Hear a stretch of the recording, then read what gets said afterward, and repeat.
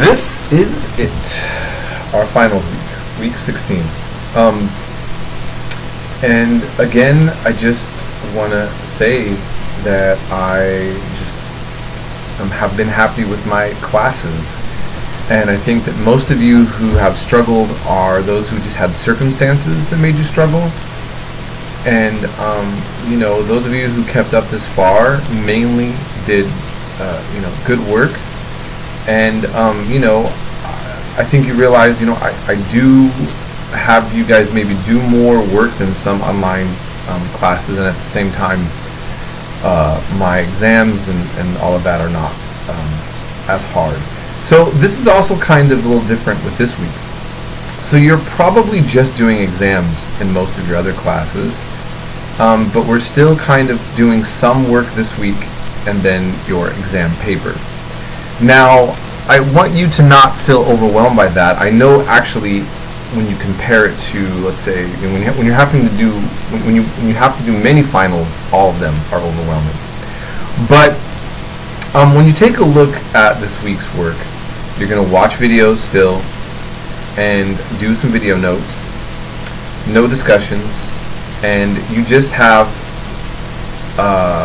the final paper, which is you giving a brief description of Reconstruction and just your thoughts on the class. And that's it, but it's due Thursday. Okay, so we just have a little bit more of a time constraint. Now, I just want to make clear, in terms of what am I looking for in the final paper, make your own, state your thoughts, but give me content. Show me something concrete. So in other words, when you have an opinion, if you say, oh, I really appreciated X, Y, or Z point, or I thought about, whatever, that you actually are demonstrating some knowledge with that. And so that's how that will go. And then that's that. Now, if you notice, because I give a lot of work, it also means that you can miss a lot of work and still get a lot of points. And so, I'm not going to tell anybody, you have to decide if you need to take the exam or not. But if you feel that you don't need to, it doesn't hurt my feelings. I just give you the 0. Now, what I would like you to do, if there's any of the assignments, whatever's left, we have notes and the paper. Now, I really would like you to at least make sure, what's important to me is that you learn. I want you to watch the last videos of Reconstruction at the very least, okay, to get a sense of why the Civil War maybe ended slavery and why the Reconstruction really set back so many things for Black Americans that I think are linked to current problems with race relations in the United States now. So if you're a person who wants to be educated and wants to think about some of our current problems, and you want to think about the unresolved issues of the U.S. Civil War, this is just an important way to end the class. Okay, I'm more interested in that part for you to get down than just what work you left over you leave me. Okay, so again, but what I'd like you to do is just tell me, hey, Mr. Pollock, thanks, it was nice having you. I'm not going to do this. Take the 0. Any last thoughts you want to, and that's good. Or do the work, and I'll give you, the points. Keep in mind, I have 48 hours, I believe. I'm going to have to revisit that. But basically, I have to get grades out really fast once our last day is done.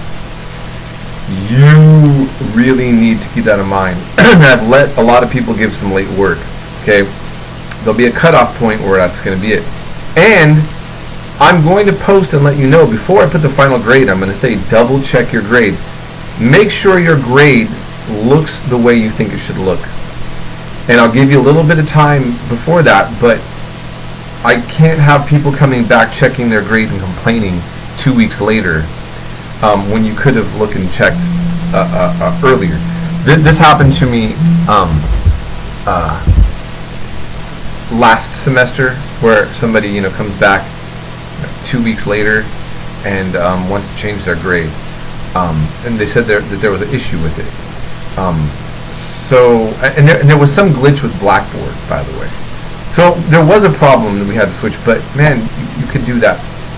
You should have did that earlier. Okay.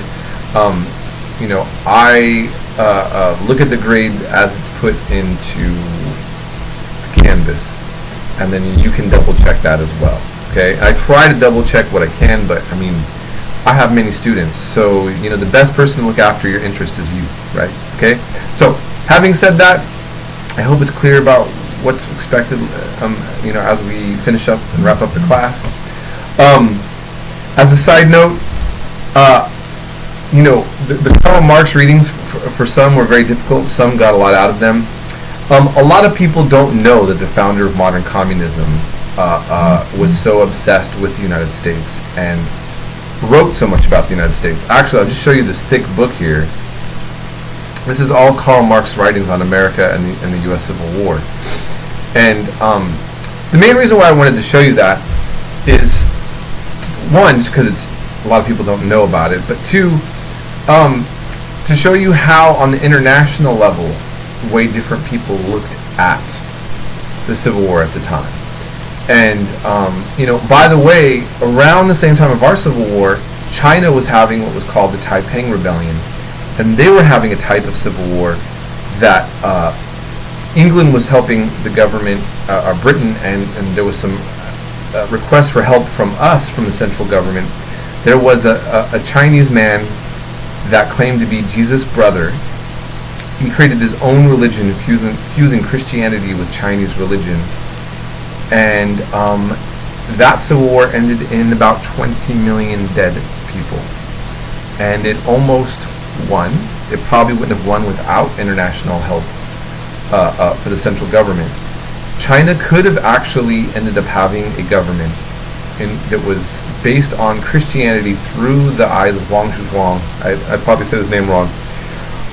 Who would have established the Bible in the Constitution, but claiming that he was Jesus' brother and mixing it with like all this other Chinese kind of spiritology or demonology mixed into it. So, a lot was going on at the time, a lot of interesting things. Egypt and India, there was reasons why the South thought that they were indispensable with their cotton and found out that they weren't because of things going on in other continents as well. So, I always want to kind of just remind us of that we as Americans, we're so isolated because we're such a big country, but the world and us, we are a part of the world. As the poet said, no man's an island but a piece of the continent. So I hope that you will always keep learning, enjoy what you're learning, and then make use of it in a way to help make you, as I've always said, a better human being, a better American, a better person of the world. And have a Merry Christmas and a Happy New Year.